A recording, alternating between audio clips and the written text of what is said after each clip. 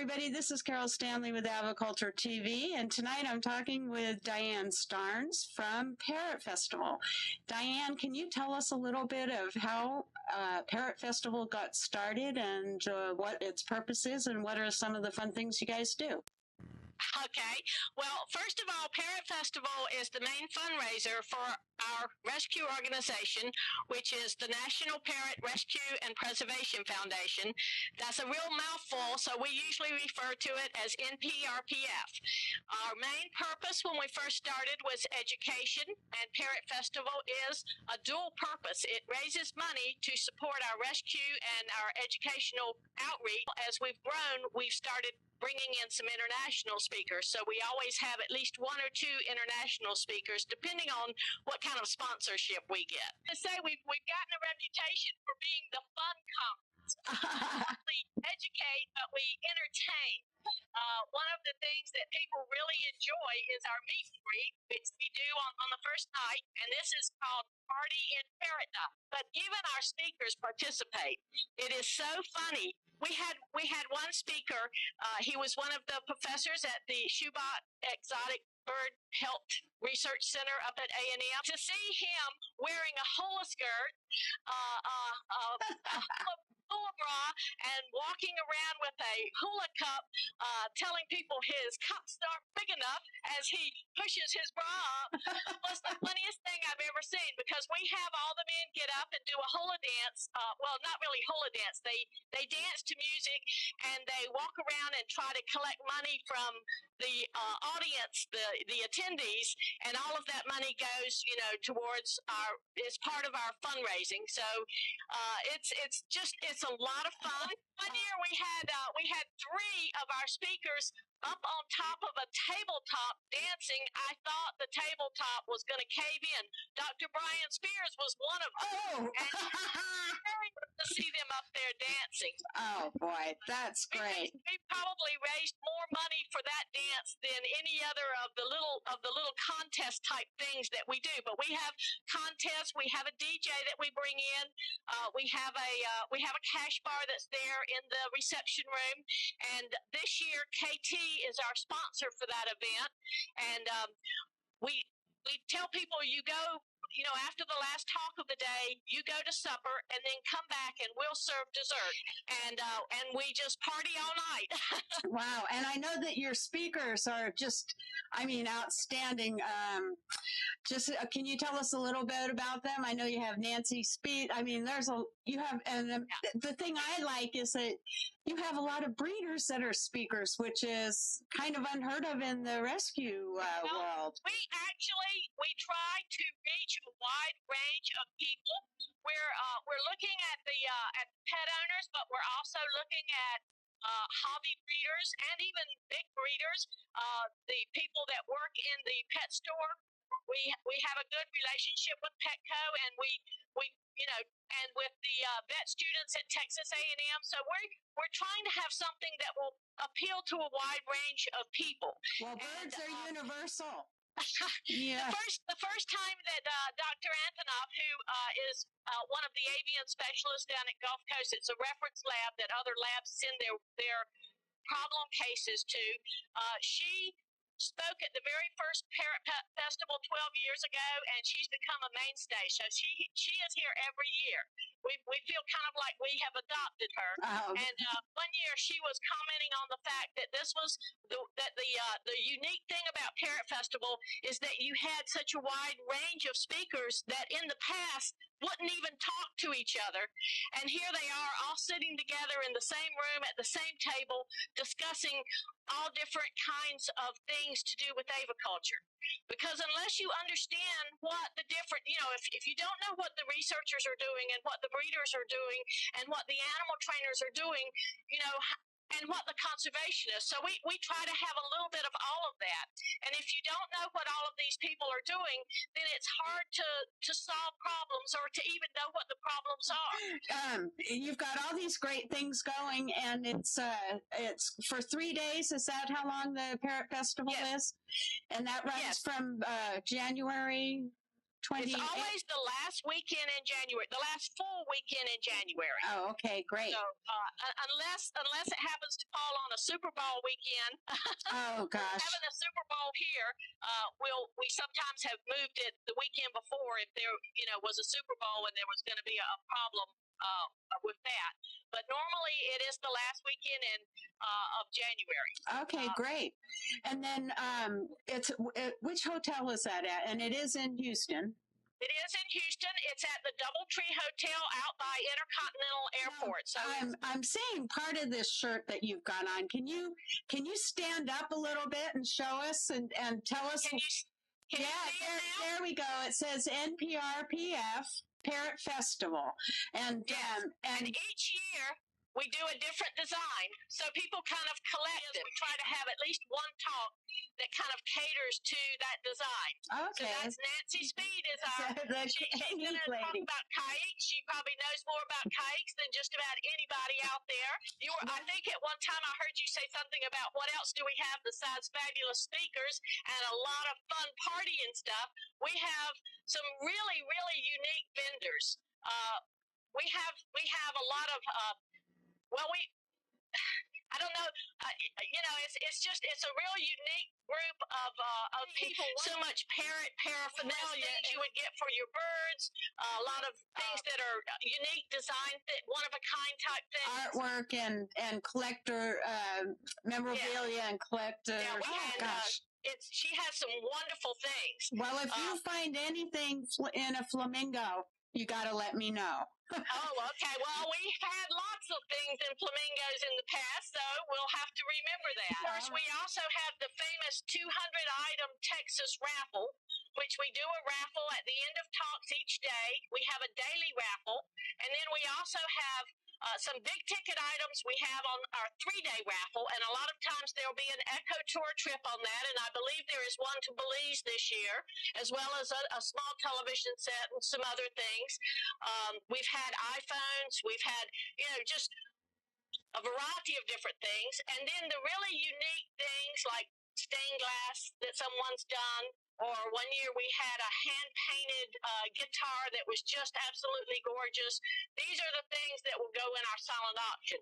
We try to keep the number of items in the silent auction kind of small because those are done, we have silent and live. The silent auction, it may have 20 items or so. The live auction, we try to keep between 10 and 15 items because that is done during the Saturday night banquet, and people start getting tired after a while. Yeah, too much fun. For the really unique, one-of-a-kind type things for that. Right. Now, how much do you hope to raise this year at the Parrot Festival? Well, that's always up in the air. You never know. Hope for the best. Finances have been pretty tight. Our attendance was a little lower last year than it has been in all the previous years. We've had high hopes for this year. We were hoping things would have turned around a little more than they have so far. So I think we've still got a ways to go for the recovery. First, we have to have enough money to take out to carry us through the year as far as our own, finances go. But then we also set up the Dr. Phelan scholarship at Texas A&M that goes to an outstanding future avian vet student. Oh, excellent. We started that. Dr. Phelan, who is going to be one of the speakers this year, when he was at A&M, he would bring students out to our quarantine, where we had our quarantine area set up out in Magnolia. Even on his days off, he would come out there, oftentimes free of charge. So we are just in a tremendous debt to him. We can't ever thank him enough for all he did for our organization. He's always been a really great supporter of us. And he always said for a small group of people and a small organization, we accomplish, just a tremendous amount of work. And so he's really been supportive of that. So when he left, that's in honor of him, we set up that scholarship with A&M, and we contribute to that. We make sure that we have enough money to give to that each year. And then in addition to that, we also we try to support the SPIC School, which is run by which is done by Parrots International. Are you familiar with that organization out of California? Yes, I am. Mark Stafford. We go to their. We try to have somebody go to some of the major conferences each year, and we were real impressed with what Mark was doing. And a little bit goes so far in that school and with the work they're doing there. So that's one that we have managed to contribute to every year. And then we have a couple of sanctuaries here in Texas that we call our sister organizations, because we try to help them out and they help us out. When we get birds that just cannot be placed in a pet home, there are always going to be retired breeders and birds that just were not meant. They were never pets to start with, and they're not going to do well in an individual home. Right. They're going to be much happier. And bless you for recognizing that. And Right. Not trying to make a breeder into a pet, because what a horror story that could be. Nobody's happy in a situation like that. No. So we have we have the Magnolia Exotic Bird Sanctuary run by Sharon Wells, and we always give her money after Parrot Festival. The amount's going to depend on how well we do, but and we also support her with food and toys and so forth during the year. And she had a fundraiser of her own a couple of months ago, because she's trying to build some large aviaries for these different birds, different species, so that she can flock them together. And so we tried to help her and support her in that. And then the other one that we always support is the Gulf Coast Exotic Bird Sanctuary, and you're going to want to know her, Lavina, and I can never. Her last name is on our website. Okay. All right. Well, thank you, Diane. What I'll do is make sure to put all the contact information and where people can go, and we'll let everyone know, hey, you still got time to go. There's rooms left. They'll be more than welcome to show up, and they'll have a great time. And normally we don't offer a daily rate, but this year, and we did it last year and this year again, we are offering a daily rate. So if you're working and you can't come to the whole thing, you can come and just pay for a single day and come in and hear some of these talks. For the price of one or two large bird toys, you can learn stuff that's going to benefit you and your bird for the rest of your life. Oh, that's so true. And it doesn't matter if it's the same species as what you have. It just transcends the individual species. Right. Exception of Nancy's talk, most of these are not specific species anyway. The things that they're talking about in the way of behavior, the things they're talking about with feather picking, which Dr. Clubb and Dr. Antonoff will be addressing, these are things that can affect any species. Right. So in Barbara's training techniques, they work on not just birds, but your husband, your children, your dogs, your cats. Things you learn from her with her positive reinforcement training works on everybody. Oh, I've gone to her parrot training workshop, and she is the best. Absolutely the best. She's absolutely the best. Now, Diane, before we're recording this, are those going to be the talks available on DVD, or? That's our plan. Okay. I know you're trying to make this short, but I just want to go really quick through our speakers. Sure. What we have, and I already mentioned Dr. Clubb and Dr. Antonoff, who are going to be talking about feather picking and cases where it looks like feather picking and it's really not. They'll be discussing that. In the area of animal training, we have Dr. Scott Eccles, who's one of the pioneers in the field of parrot enrichment, and he made the DVD on parrot foraging that a lot of people may have seen. That's I think you can get it from Amazon.com. There's several different places where that DVD is available, but he will be discussing that and the research he's done in that area. And then Barbara, of course, you've already mentioned, one of the best animal trainers in the world, and especially with birds, and she will be there sharing her information and the work that she does. And that's Barbara Heidenreich. Right, Barbara Heidenreich. And then we have Matt Smith, who is from the Houston Zoo. He talks at a lot of, and has worked with birds his entire life since he was a teenager. And he's going to be sharing different things, but he's going to be talking about pest control in the aviary. So that's something that, the pet owner at home can use that information, but also the breeder can use that information. Oh, definitely. And then, of course, Nancy, who will be talking about caiques, and especially some of the rare caiques that she's worked with that are not, that are so rare they're really not in the pet trade. And then we have Dr. Phelan will be discussing the conservation work that he's been doing in Australia since he's been there. And we also have Laura Kim Joyner, who is part of the Lefevre. She runs the conservation program for the Lefevre Corporation. She also runs the Wings of Compassion. She is both a minister and a veterinarian. She spends most of her time in Guatemala, and she's going to talk about compassionate conservation and discuss how it's not enough just to go in and want to save the birds. You've got to work with the people too, because if you don't change the conditions for the people, there's no hope for the birds and the wildlife there. So that should be really interesting. I think, as pet owners, we need to be concerned about that. We need to be concerned about the wild cousins to, our companion birds that we have in our home.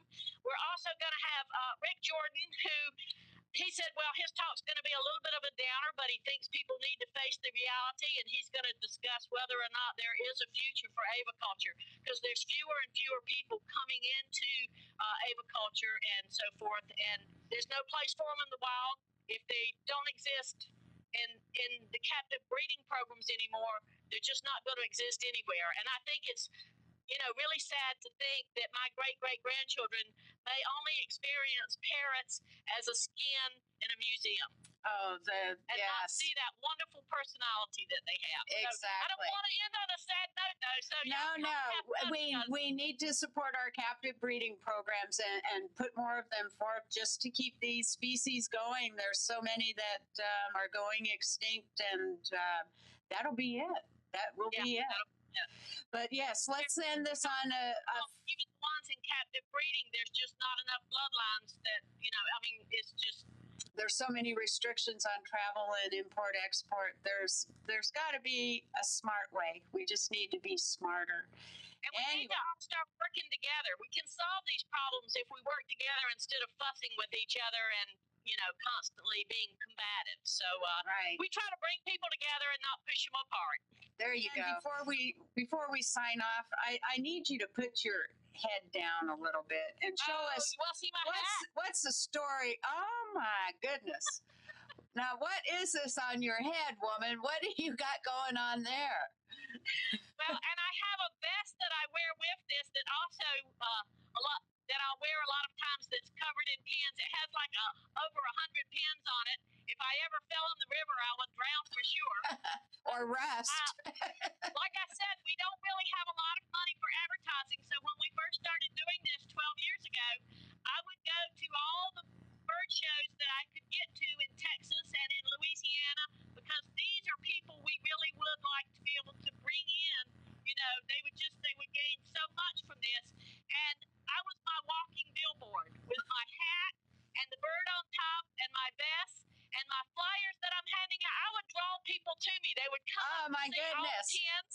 Well, next year maybe I'll lend you my flamingo costume. And you see up here, most of these are the birds, the CITES. That I've gotten from AFA and from other organizations. So a lot of the little pins that represent the different birds in the, on CITES that they come out with every year from AFA. And I had so many, I didn't have places to put them, so I started putting them around my hat.